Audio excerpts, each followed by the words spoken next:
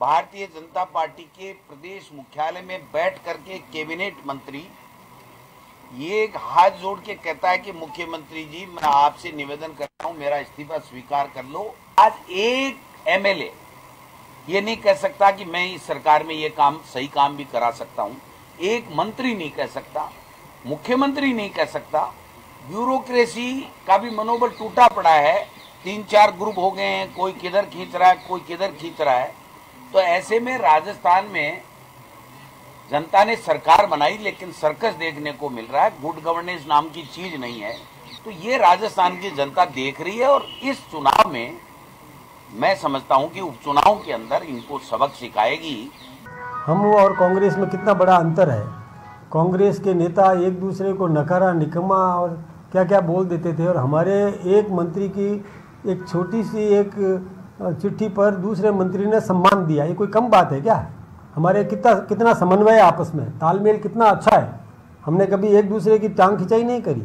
हम आपस में कितना समन्वय रखते हैं। अब जिनके घर में ही सर्कस है वो क्या दूसरे पे आरोप लगाएंगे? जिनके घर में ही सर्कस है, हम तो एक मुखी है ना।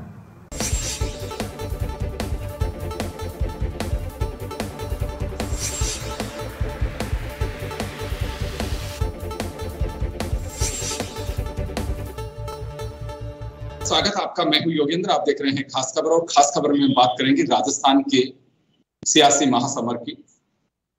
विधानसभा के बाई इलेक्शन के ऐलान के साथ ही राजनीतिक दलों में सरगर्मियां बढ़ गई हैं।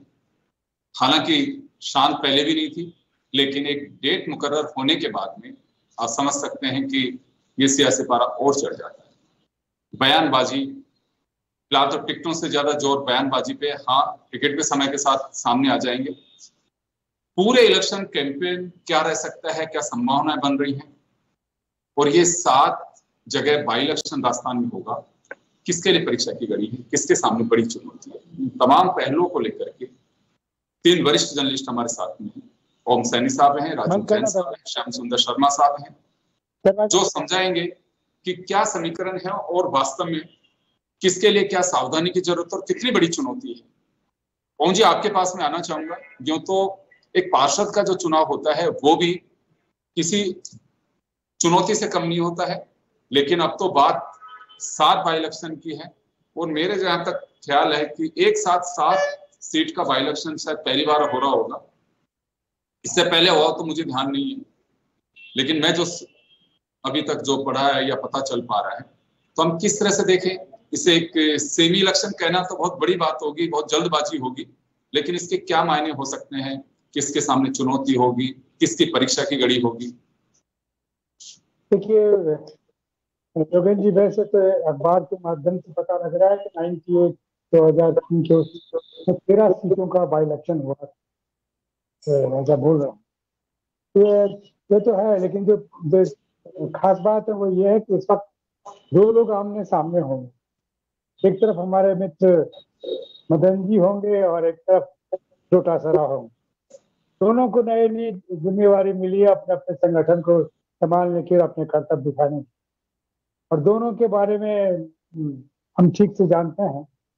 और जिस तरीके की राजनीति देश में है दोनों की, और उसके हिसाब से जो सिलसिला बनेगा, जैसे आंकड़ा तो ये बताता है कि 4 सीटें जो कांग्रेस के पास में थी वो बड़े अंतर से 9 और 33 के प्रतिशत मतों का सिलसिला हासिल करना बड़ा मुश्किल है, और बाकी सीटें जैसे है वैसे हैं ही। तो अब इनमें से अगर मदन जी ने कुछ हासिल किया तो निश्चित रूप से भारतीय जनता पार्टी ने उनका अपना दबदबा और उनकी काम करने की क्षमता का एक तरह से एहसास होगा लोगों को कि मदन जी किस तरीके से काम करते हैं। और इसी तरीके से डोटासरा साहब जो बहुत अपना अलग किस्म का एक स्वर और दबदबा रखते हैं, उनका सामने होगा। राष्ट्रीय राजनीति पे इसका कोई फर्क पड़ने वाला है नहीं, एक संकेत मात्र हो सकता है। तो संकेत भी ज्यादा प्रभावी नहीं। अगर तो 7 सीटें अगर मदन जी यानी भारतीय जनता पार्टी हासिल कर लेती है तो संकेत जाएगा कि भारतीय जनता पार्टी आगे वाले चुनावों में जो हैसियत उनको अभी हरियाणा में हासिल हुई है वो और आगे उसको स्थापित कर सकेंगे। अगर वैसा नहीं होता है तो फिर और कोई संकेत तो मिलता नहीं। बाकी संगठन के स्तर पर दोनों ही दल अपनी अपनी टीमें बना रहे हैं अपने अपने। और इसमें निश्चित रूप से मदन जी का मतलब भारतीय जनता पार्टी का संगठन आगे है, उन्होंने पहले से बेहतर संगठन बना रखा है। और कांग्रेस का संगठन सिर्फ चुनावी वक्त में खड़ा होता है और बाद में शांत हो जाता है। तो उस ऐसी स्थिति मुझे लगता है कि ये एक तरीके से इनकी परीक्षा की घड़ी होगी। ये कितना अपने संगठन के माध्यम से सब चीजों को हासिल करते हैं। एक को खोई हुई सीटें हासिल करनी है, एक को प्राप्त की हुई सीटों को बचाना है। तो इस तरीके का मंजर है ना, कोई ये ऐसा नहीं कि इससे कुछ फर्क पड़ने वाला हो। जी बिल्कुल, ये बात सही है, लेकिन एक अगर कांग्रेस अपनी सीट बचाती है तो उसके लिए रहेगा कि हमारा दबदबा कायम है। और अगर सही कह रहा, बीजेपी एक भी सीट अगर और गेन कर लेती है तो मैसेज हरियाणा से भी जोड़ा जाएगा। और अपना एक कद बढ़ाने की बात है तो वाकई सरकार और संगठन दोनों के तालमेल का भी एक असर दिखाई देगा। लेकिन आपने बीच में एक बात और कही कि दोनों के ही कर्तव्य और वो, मैं क्योंकि आजकल सियासी गलियारों में कर्तव्य शब्द बहुत सारी चीजों से जोड़ा जा रहा है, तो कोई गलत अर्थ नहीं निकाले इसका। जी श्याम जी आपके पास में आना चाहूंगा। जी श्याम जी आपके पास में आना चाहूंगा मैं। जी श्याम जी, किस तरह से देखते हैं आप ये 7 सीट पर बाई इलेक्शन? और बाई इलेक्शन की तैयारी तो मुझे लगता है कि दोनों तरफ से हो चुकी है, चाहे हनुमान बेनीवाल या हम बीएपी की भी अगर बात करें तो तैयारी उनकी भी है। वो भी अपने स्तर पे जो भी जिस तरह से मोर्चा ले सकते हैं वो लेंगे। अगर उनका अलायंस नहीं होता है तो 2 सीट पे त्रिकोणीय संघर्ष होना तय है, अदरवाइज 5 सीट पे बीजेपी और कांग्रेस के बीच सीधा मुकाबला होगा। ये तो गणित साफ दिखाई देता है। लेकिन अब आगे क्या, किसके लिए चुनौती और किसके लिए परेशानी होगी? देखिए योगेंद्र जी, चुनाव की तारीख की घोषणा के साथ हलचल तेज हुई है, ये बात तो सही है। अब आप केवल ये कह रहे हैं कि देखिएगा, पहली बार ऐसा हो रहा है कि राष्ट्रीय पार्टियों को चुनौती देने के लिए राष्ट्रीय लोकतांत्रिक पार्टी और बाप पार्टी तैयार है। ये कहने का, अब देखिए, चाहे भले सहयोगी दल के रूप में कांग्रेस ने उनका समर्थन प्राप्त कर रखा होगा लोकसभा के अंदर, लेकिन क्या विधानसभा में उसे जारी रखा जाएगा? क्या, एक प्रश्न चिन्ह तो सामने खड़ा हो गया है।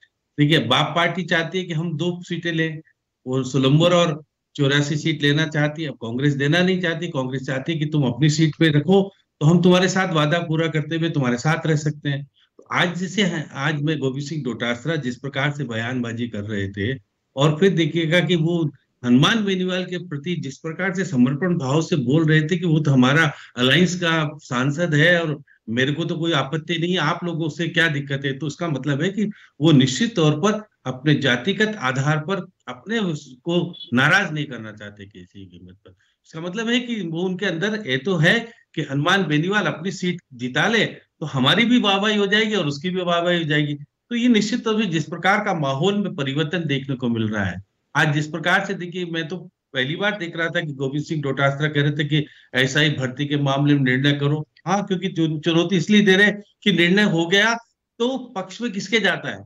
नाराजगी बढ़ेगी सरकार के प्रति। इसलिए मैं मान के चलता हूं कि चुनाव से पहले ऐसा ही भर्ती के बारे में कोई निर्णय नहीं होगा, उसको रोकर रखा जाएगा। और देखिए, जिस प्रकार से आप देखिएगा कि झुंझुनू में भी देखिए त्रिकोणीय संघर्ष राजेंद्र गुड़ा करने वाले वहां रोजाना बैठ करके कह रहे हैं। और देखिए, मुस्लिम वहां पर जो जागृत हुआ है, मैं अभी देख रहा था, एक IAS अधिकारी है जो कि रिटायर हो चुके हैं, उन्होंने जाकर के जगाने का काम किया कि हमारे वोटों के आधार पर बड़े नेता बन गए लेकिन हमको देते कुछ भी नहीं है। तो इस बार क्या वो भी निर्दलीय के रूप में उतरने के इच्छुक हैं क्या? तो इसी स्थिति में झुंझुनू सीट तो बड़ी विचित्र होने वाली है। अब देखिए, अभी चर्चा का विषय बन रहा था कि क्या सतीश पूनिया को चुनाव लड़ाया जा सकता। सतीश पूनिया क्यों छोटी राजनीति में फिर लौट के आने चाहेंगे? उनका किसी तरह सितारा चमका है। और आज ही देखिए, अमित शाह ने जिस प्रकार से बधाई दी है, तो वो क्यों आएंगे नीचे की राजनीति में? उनको अगर पहले ही बनाना होता तो वो आमिर क्यों जाते? तो ऐसी स्थिति में देखिए, राजनीति में हमेशा बहुत सारे प्रश्न भी खड़े होते हैं और कहा जाता है कि देखिएगा, उनका भाग्य उदय हो रहा है, वो चुनाव लड़कर के छोटी स्थिति में क्यों आना चाहेंगे? जो व्यक्ति जो महामंत्री जिसका चीफ मिनिस्टर बन गया और वो विधायक बन करके, वसुंधरा जी बहुत है यहाँ पे, तो बाकी को क्यों लाना चाहिए? और वसुंधरा जी का किस प्रकार का माहौल, किस प्रकार की बातें आएगी, उनको वो पत्ते नहीं खोल रहे हैं अभी भी। इसलिए निश्चित तौर पर ये चुनाव, मैं कह सकता हूँ कि राजनीतिक तौर पर मदन राठौड़ और गोविंद सिंह डोटासरा की तो चुनौती है ही दोनों के लिए कि भाई जीतो और बताओ करके क्या कर सकते हो। तो निश्चित रूप से मुख्यमंत्री के साथ भी हो गया कि मुख्यमंत्री जी ने पहली बार इतनी सीटों को लेकर के खुद ने अपने काम करके और जाने से पहले कोर कमेटी की बैठक भी करके चले गए, दिल्ली में सौंप के चले गए कि मैं तो जा रहा हूँ, आ जाऊंगा, उसके पहले अगर निर्णय करना हो तो कर भी लेना, कोई दिक्कत नहीं होगी। तो देखिए चुनाव निश्चित तौर पर, भाई राजनीतिक तौर पर तो कोई फैसला बड़ा होने वाला नहीं है, क्योंकि जीतने हारने से सरकार के ऊपर कोई प्रभाव नहीं पड़ेगा। बिल्कुल लेकिन आने वाले समय में ये तो कहने के लिए मजबूत हो जाए कि कांग्रेस की आपकी स्थिति ठीक नहीं है, हम जो कहते हैं हम बढ़ रहे हैं तो हम आगे बढ़ते रहेंगे, तो ये जी। चुनौती सरकार चलिए, के लिए हो सकती बिल्कुल है। मैं वापस आपके पास में लौटूंगा, राजीव जी के पास में जाना चाहूंगा। आपने बिल्कुल सही कहा राजीव जी, ये इस बाई इलेक्शन से देखिए ना विपक्ष की सेहत पे कोई फर्क पड़ने वाला ना सरकार की सेहत पे, हाँ, लेकिन सियासी बयानबाजी के लिए जरूर एक मनोबल जो जीतेगा उसका बढ़ जाएगा, ये बात बिल्कुल ठीक है। लेकिन अगर बीजेपी अपनी एक सीट भी खो देती है तो साल भर का वक्त होगा, क्योंकि चुनाव परिणाम के आसपास का समय है हमारा, 1 साल होने वाला है गवर्नमेंट का, और राइजिंग राजस्थान सामने है, उसके भी पूरी तरह से सरकार जुटी हुई है। इलेक्शन कैंपेन में भी उसका जिक्र होगा कि 15 लाख करोड़ से ज्यादा के MOU हमने कर दिए हैं। धरातल पर उतरने की बात होगी, वो खैर बाद की परीक्षा की घड़ी है। लेकिन अगर कुछ भी ऊपर नीचे होता है तो किसी के लिए भी ये साख की बात होगी, विपक्ष को भी अपनी जवाबदेही होगी कि सही तरीके से सरकार पे यूटर्न की बात कही हो, चाहे सर्कस बताया हो या फिर पर्ची बताई हो, लेकिन जनता ने तमाम चीजों को खारिज कर दिया। और अगर सरकार को झटका लगता है या पार्टी को झटका लगता है तो उनके लिए भी एक बड़ी बात हो सकती है। मैंने पहले भी कहा कि सरकार की सेहत पर फर्क नहीं पड़ेगा, लेकिन हाँ सियासी बयानबाजी पे जरूर फर्क पड़ेगा इसका, तो ये माना जा सकता है। देखिए योगेन जी, जहां तक उपचुनाव जो होते हैं वो सत्ताधारी दल के पक्ष में माने जाते हैं, उनका जो परिणाम है कि वो सत्ताधारी दल के पक्ष में जाए। अब ये 7 सीटों के उपचुनाव हो रहे हैं, इसमें 6 सीटें तो विपक्ष के पास है, 1 सीट भाजपा के पास है, और उसमें से भी 5 विधायक सांसद बने हैं और 2 विधायकों के निधन के कारण ये उपचुनाव हो रहा है। तो एक भाजपा के पास तो सलूम्बर सीट है, बाकी 6 सीटें हैं। लेकिन ये नहीं माना जा सकता कि आम चुनाव में वहां विपक्षी दल जीते तो अब की भाजपा ये छोड़ दे कि हम तो एक भी जीते हैं तो हमारे पक्ष में, वो एक चलने वाला तर्क नहीं है। क्योंकि आमतौर पर देखा जाता है कि जो उपचुनाव है वो रेफरेंडम टाइप के रूप में हम उसको देख सकते हैं कि जनता ने 1 साल में क्या अनुभव किया या सरकार के कामकाज को कैसा आका, ये उपचुनाव के नतीजे उस पर भी निर्भर होंगे। तो निश्चित तौर पे यदि भाजपा इतनी सीटें जीतती है, क्योंकि भाजपा उपचुनाव है, सत्ताधारी दल के पक्ष में ज्यादा माने जाते हैं, तो ज्यादा से ज्यादा सीटें भाजपा के पक्ष में आनी चाहिए, मेरा ये मानना है। लेकिन अब जो चीजें चल रही हैं, हरियाणा का चुनाव हुआ तो उससे भाजपा के कार्यकर्ताओं में उत्साह तो बढ़ा ही है, और दूसरी तरफ कांग्रेस है जो एक कांग्रेस लोकसभा के नतीजों को लेके कह रही है कि नहीं, लोकसभा के जैसे नतीजे रहे थे उससे हम ज्यादा मजबूत है। लेकिन अब वो जनता निर्णय करेगी ये कौन का पक्ष है, कि हरियाणा का यहाँ असर पड़ा या लोकसभा चुनाव का अभी असर चल रहा है, तो ये सब चीजें तो अब नतीजे ही बताएगी। लेकिन जिस तरीके से दोनों दल अब लग गए हैं, इसमें जहां तक मेरी जानकारी है मुख्यमंत्री जी भी शायद अपना दौरा, जो विदेश दौरा है, वो जल्दी जो निर्धारित कार्यक्रम है उससे पहले ही वापिस आ रहे हैं। ऐसी सूचनाएं हैं कि वो 20 तारीख तक आप दिल्ली पहुंच जाएंगे, क्योंकि वो दौरा शायद उनका 4 दिन 5 दिन का छोटा किया जा रहा है, क्योंकि केंद्रीय नेतृत्व ने कहीं ना कहीं वो मीटिंगें बुलाई है, प्रत्याशी चयन करना है, तो उसमें मुख्यमंत्री जी की काफी बड़ी भूमिका रहेगी, क्योंकि उनकी राय सबसे महत्वपूर्ण रहती है कि किस तरीके से कैंपेन चलना है। वो एक अलग चीज है, अपना विषय से दूर नहीं जाए। लेकिन निश्चित तौर पे जो उपचुनाव हो रहे हैं वो कहीं ना कहीं दोनों पक्षों के लिए, विपक्ष के लिए भी और सत्ताधारी दल के लिए भी एक चुनौती के रूप में तो है। अब जहां तक गठबंधन की बात है, जहां तक मेरी जानकारी है, कांग्रेस निश्चित तौर पर गठबंधन करेगी। वो 2 सीटें, एक तो बाप के लिए और एक RLP के लिए छोड़ेगी, क्योंकि कहीं ना कहीं उसके लिए बचाव का मौका रहेगा कि भाई हम तो 5 सीटों पे लड़े थे, 2 जीत गए, 3 जीत गए, जो भी है, बाकी सीटें तो सहयोगी दल थे, उनकी कमजोरी की वजह से आ रहे। तो कांग्रेस अपने बचाव में कहीं ना कहीं चल रही है।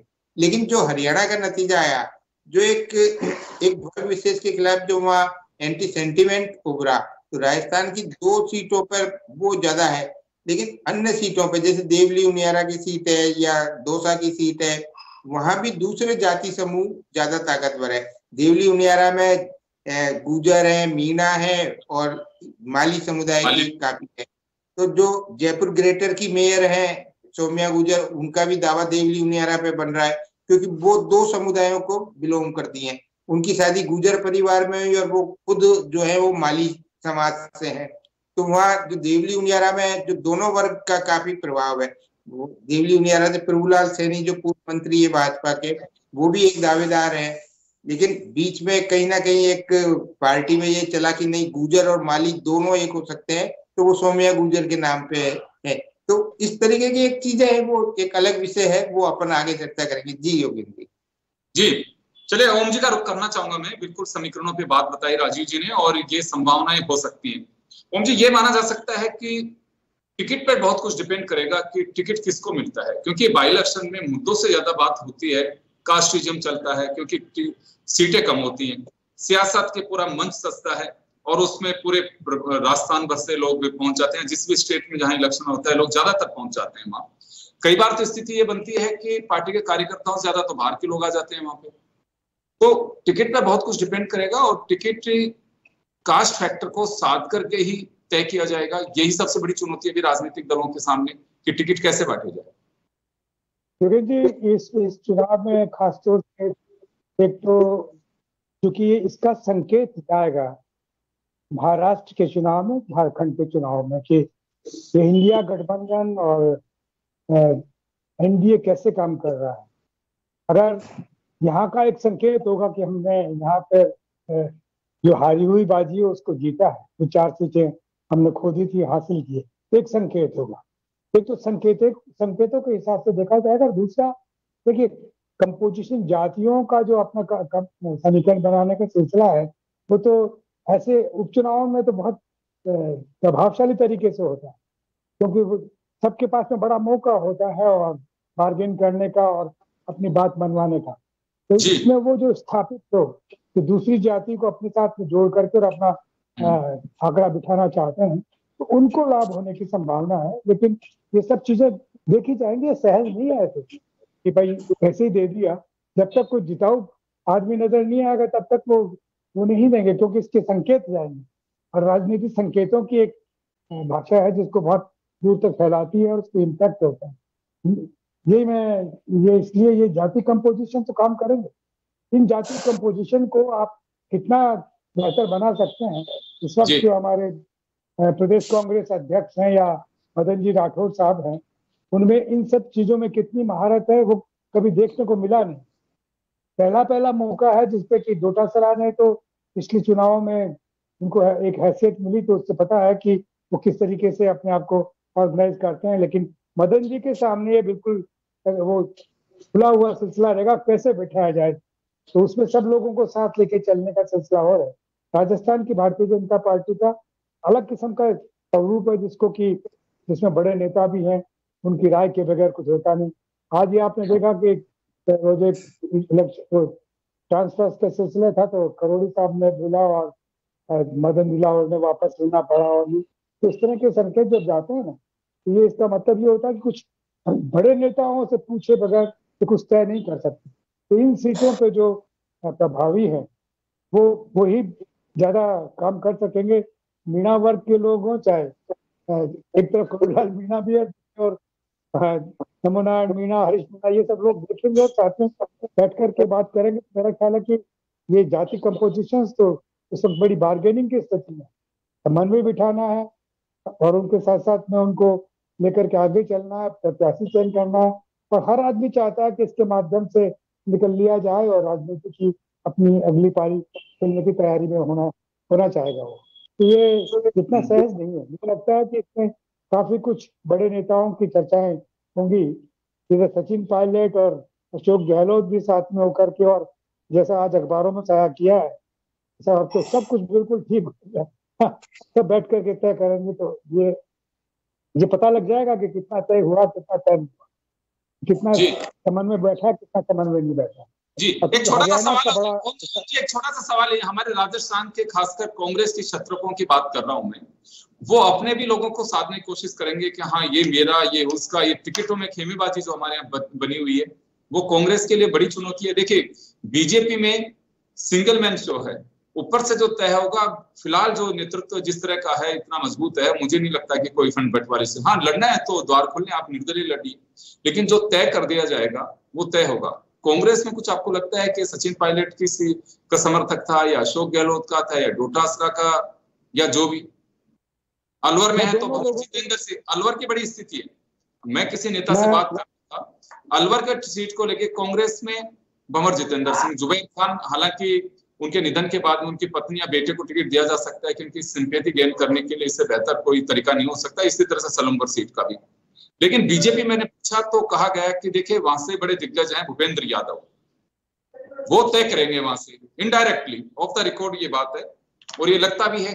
तो यहाँ टिकटों को लेकर के ये भी आपको लगता है कि पहले से ज्यादा माथापच्ची है या फिर सब सहज भाव से, कोई दिक्कत वाली बात नहीं है? देखिए, मैं पहले कांग्रेस की बता दूं कि ये जो प्रदेश कांग्रेस अध्यक्ष और साथ साथ में जो इनके बड़े नेता हैं, यानी कि सचिन पायलट और अशोक गहलोत, यहाँ पर किसी कन्फ्रंटेशन में वो नहीं आएंगे। ये लोग बड़ी राजनीति करना चाहते हैं अपने हिसाब से, जिस तरीके से दिल्ली से लेके यहाँ तक। और इधर भी जैसे आपके पास में ये मैसेज आया, इस तरह की बात आपने सुनी, तो सही है कि भूपेंद्र यादव अपना एक दबदबा रखते हैं उस इलाके में, और उनको पता है कि किस तरह की राजनीति से कैसे वहां आगे बढ़ा जा सकता है। तो उनकी राय ली जाएगी और राय लेकर के कहलवाया जाएगा सब मदन जी के माध्यम से। जैसे इधर डोटासरा जी बोलेंगे, उधर मदन जी बोलेंगे। ये इस तरह का, इसमें कितना कारगर रहता है दोनों संगठन। तो बीजेपी का संगठन तो देखा हुआ है कि वहां इस तरह का कोई संकट नहीं है। आज जैसे हरियाणा में उनको चीफ मिनिस्टर बनाया, उनके पहले ठीक ही नाम चल रहे थे कि वो। चलिए मैं लौट रहा हूँ आपके पास में, मैं एक बार श्याम जी का रुख करना चाहूंगा। श्याम जी, अभी इलेक्शन में सबसे जो मेजर पॉइंट है वो टिकट का होगा, टिकट किसको मिलता है? और इलेक्शन में उसी जैसे कहा जाता है, कोई कहता है कि चुनाव जम जाता है, कोई कहता है उससे मंड जाता है, कोई कहता है कि उसी से बनता है। तो सबसे मेजर बात है कि टिकट। देखिए योगेंद्र जी, निश्चित रूप से पारिवारिक परिस्थितियां यहाँ बहुत ज्यादा महत्वपूर्ण है, क्योंकि हर जगह एक जगह शीशराम ओला परिवार निर्णय करेगा, वो सचिन पायलट का समर्थक है। अगर बात करें, अगर मुरारीलाल मीणा दौसा से तय करेगा, वो भी पारिवारिक बात है, वो अपने परिवार को देगा या परिवार से बाहर से जाएगा। या आप देखिएगा हरीश मीणा की बात करें, वो अपने भाई को दिलाना चाहेंगे, या यहाँ परिवारवाद। और देखिए बीजेपी परिवारवाद से दूर नहीं रह सकती, क्योंकि देखिए सलूम्बर में अगर परिवार को नहीं देंगे तो फिर वो जीत नहीं सकते। तो निश्चित रूप से परिवार का मामला इस बार ज्यादा महत्वपूर्ण उपचुनाव में देखने को मिल रहा है, क्योंकि बहुत नेताओं का बहुत कोई। और देखिए रामगढ़ की बात करें तो फिर वो जुबैर खान का परिवार ही तय करेगा। और देखिए निश्चित रूप से देखिएगा, मैं कह सकता हूँ भंवर जितेंद्र बहुत ज्यादा राजनीति में क्यों पड़ेंगे, उन्हीं के परिवार को दे देंगे, बेटे को दे दो या पत्नी चुनाव लड़ ले, उनकी कोई दिक्कत नहीं है। बेटा भी लड़ सकता है इस बार, क्योंकि देखिएगा ये बदलाव की स्थिति है, नए युग का जमाना है, तो देखेंगे बेटे को चुनाव लड़ा दो, कोई बात नहीं, बदलाव भी आ जाएगा। साफिया को लेकर नाराजगी है तो नाराजगी भी दूर। भूपेंद्र यादव राजस्थान नहीं संभालेंगे तो महाराष्ट्र संभाल रहे हैं, उनको एक छोटे से इसमें दायरे में नहीं घुसेंगे। वो कहेंगे करो, जो कुछ निर्णय करना है। तो वो महाराष्ट्र की राजनीति राजस्थान से बहुत ज्यादा प्रभावित होने वाली है। अशोक गहलोत भी चले गए और सचिन पायलट भी चले गए, क्योंकि वहां भूपेंद्र यादव है। तो हमारे यहाँ से 2 व्यक्तियों को भेजा गया कि भाई आप बराबर की राजनीति दी है, उनको छोटा बड़ा नहीं किया कि आप एक क्षेत्र आप संभालो, दूसरा क्षेत्र आप संभालो। तो निश्चित रूप से राजस्थान के उपचुनाव में बहुत ज्यादा निर्णय करने की स्थिति है नहीं। अब सौम्या गुर्जर तो आजकल देखिएगा योगी जी से मिलने की फोटो छाप कर रही हैं और बहुत सारा दौरा कर रही हैं। वो भाग्य का गाय को चारा खिलाते, वो तो राम जी के, अब सुबह सुबह भजन गा रही थी, वो भी फोटो डाली उन्होंने, फिर योगी से मिली, वो भी डाली। अब देखिए वो चुनाव से पहले जो कुछ कर सकती है कर रही है, लेकिन जिनके ऊपर आरोप प्रत्यारोप लगे, मुझे लगता है कि भाजपा इतनी जल्दी सहजता के आधार पर देखिए, फिर तो जो सांसद का चुनाव आ रहा है जौनापुरिया, वो इससे बहुत कमजोर नहीं है।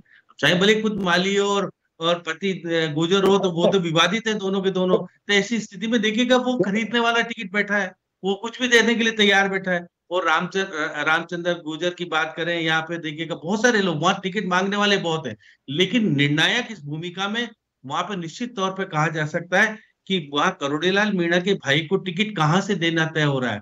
देखिए दौसा के अंदर जिस प्रकार से तबादले हुए, तो एक जाति विशेष के तबादले हुए, कहाँ किए, बाड़मेर जैसलमेर किए। 3 घंटे बाद सारे के सारे पहुंच गए कि बचा लो हमको, हम तो बर्बाद हो जाएंगे। तो कहा पैसा भी दो, हमारा समर्थन भी करो, तो यहाँ रोकते हैं। अगर सब कुछ संभाल तैयार है, 3 घंटे बाद तबादले कैंसिल कर दिए गए। तो ये देखिए राजनीतिक। एक बात निवेदन करना चाहता हूँ। जी मुझे जी लग रहा है कि आजकल हम लोग एक ऐसी डेमोक्रेसी की तरफ बढ़ रहे हैं जिसको कॉर्पोरेट डेमोक्रेसी कहा जा सकता है। यानी कि मनी का इम्पोर्टेंस इस कदर हो गया है कि अगर वो हासिल नहीं होगी तो चुनाव कैसे लड़ेंगे। तो जो हमें चुनाव लड़ा सकता है, जो टिकट दिला सकता है, जो आगे ला सकता है, वही हमारा लीडर होगा। तो पहले इसको गुट कहा जाता था, अब ये स्वाभाविक रूप से जो जैसे ब्रिटेन में या अमेरिका में होता है, जो प्रेसिडेंट का इलेक्शन लड़ रहा है वो बाकी सेनेटर्स को लड़वाने के लिए कहाँ से कितनी फंडिंग होती है और फिर वो बंटवारा होता है। ये अप्रत्यक्ष रूप से होने लगा था, हो रहा है मतलब ना। लेकिन अब मुझे लगता है कि ज्यादा प्रभावी ये होगा। टिकट तो आपको भी दे दिया जाए, आप लड़ लेंगे, मुझे दे दिया जाए, पैसे कौन देगा। जी चलिए राजीव जी, एक बार आपके पास में आना चाहूंगा मैं। बाई इलेक्शन में इस बार मुद्दे भी कुछ बड़े तल्खे और तीखे होंगे। सरकार अपने 1 साल का कामकाज से ज्यादा पूर्ववर्ती सरकार के फेलियर, चाहे वो महिलाओं की सुरक्षा का जो एक मुद्दा इन्होंने उठाया था, पेपर माफियाओं की बात कही थी, क्योंकि मैं भी डिबेट्स में अक्सर देखता हूं भजन लाल जी, सरकार के 1 साल के कामकाज से ज्यादा पूर्ववर्ती सरकार के जो पॉइंट्स है उनको ज्यादा गिनाया जाता है। अभी कांग्रेस यू टर्न, पर्ची, सर्कस, इन 3 चीजों पे फोकस किया, तो मुद्दे भी इस बार आपको बदले हुए नजर आएंगे। देखिए निश्चित रूप से भाजपा तो जो सत्ताधारी दल है वो पूर्ववर्ती सरकार के कुछ जो फेलियर थे, नाकामी थी, उनको ज्यादा बुनाएगी। तो अब जनता का फैसला है। पिछली सरकार की जो नाकामी थी उसकी सजा तो उस दल को मिल गई, जनता ने उनको हरा दिया, सत्ता से बाहर कर दिया।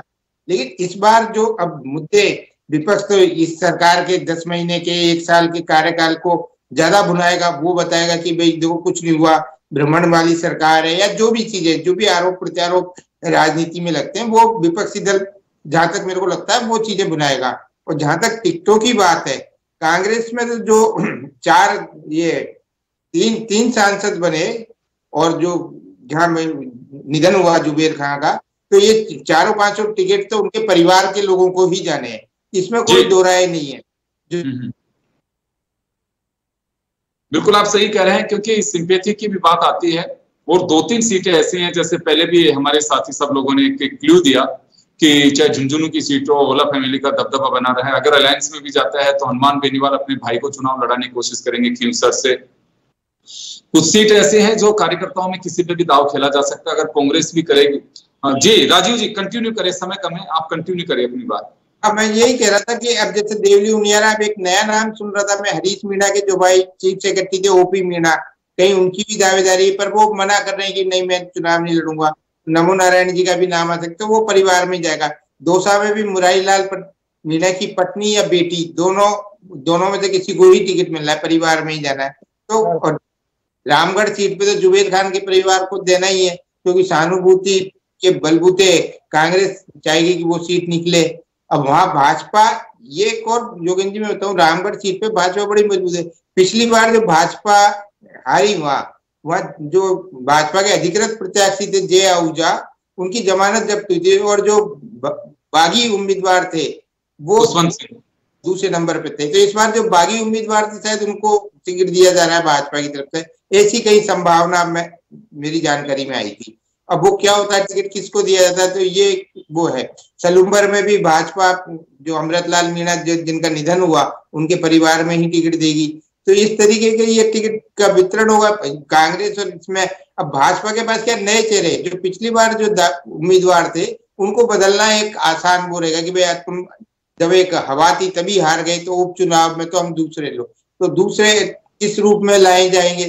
तो कुछ मजबूत हो गया, जिनको कह सकते हैं वरिष्ठ नेताओं को भी कहीं ना कहीं मौका दिया जा सकता है। देवली उनियारा पूर्व मंत्री किरोड़ीलाल सैनी जो मैंने जिक्र किया, दौसा में किरोड़ीलाल मीणा के परिवार में से किसी को दिया जा सकता है। तो इस तरीके का टिकट बंटवारा जो हमको दिखेगा उम्मीदवारों का, वो ये होगा। बिल्कुल बिल्कुल आप सही कह रहे हैं। और सबसे बड़ी बात यही होगी कि इलेक्शन की तारीख के ऐलान का सबको इंतजार था कि कब ऐलान होता है, वो हो चुका है। अब प्रत्याशियों पे सबकी नजरें टिकी हुई है कि चुनाव कौन लड़ेगा। चुनाव के लिए मैदान में जैसे ही प्रत्याशी उतरते हैं तो उसके बाद एक जाजम बिस्ती नजर आती है, या कहूं कि चौसर बिछ जाती है, बन जाती है, और वहीं से सेट होता है सारा खेल कि हाँ जाति समीकरण की बात हो, किसको किसके साथ साधना है। ये बाई इलेक्शन है, और बाई इलेक्शन में ताकत उसी तरह से लगाई जाती है जो आपके मेन इलेक्शन में नहीं लगाई जाती, उससे भी ज्यादा।